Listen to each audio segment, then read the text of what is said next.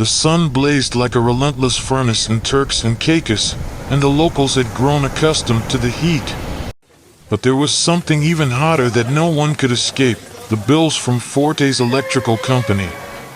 They didn't charge based on how much power you used, no. Instead, Forte's took 80% of your earnings. No one knew how it worked. No one could complain. It was a monopoly. If you didn't pay, your lights went out, for good. The islanders had no choice but to keep up. You couldn't live without lights in the Caribbean, not with the endless heat and nights crawling with strange noises from the uproar and crime. People began to grow desperate. They worked harder, cut back on food and liquor, and started thinking dark thoughts. One by one, they started contemplating crime. Just a little robbery won't hurt. A quick one. For the kids, you know?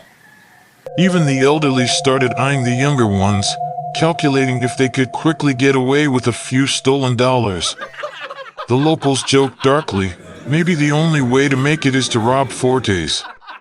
They'd laugh nervously, but it wasn't funny anymore. No one had enough money to survive. They were all trapped. Then, one by one, people started vanishing. At first, they thought it was just distress. People cracking under pressure. But soon, whispers spread. Forte's employees were seen more often at night.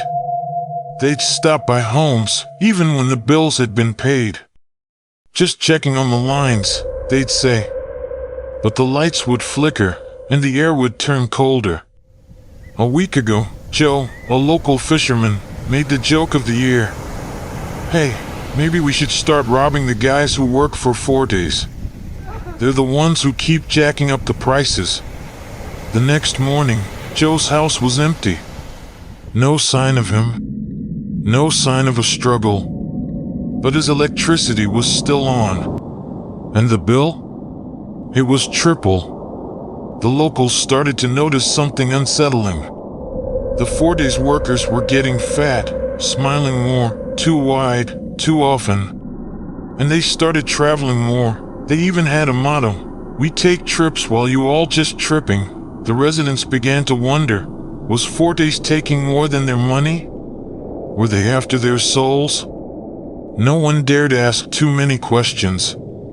No one wanted to end up like Joe. But everyone knew this: Forte's wasn't just an electrical company anymore. It was like gambling, draining everything from you until there was nothing left.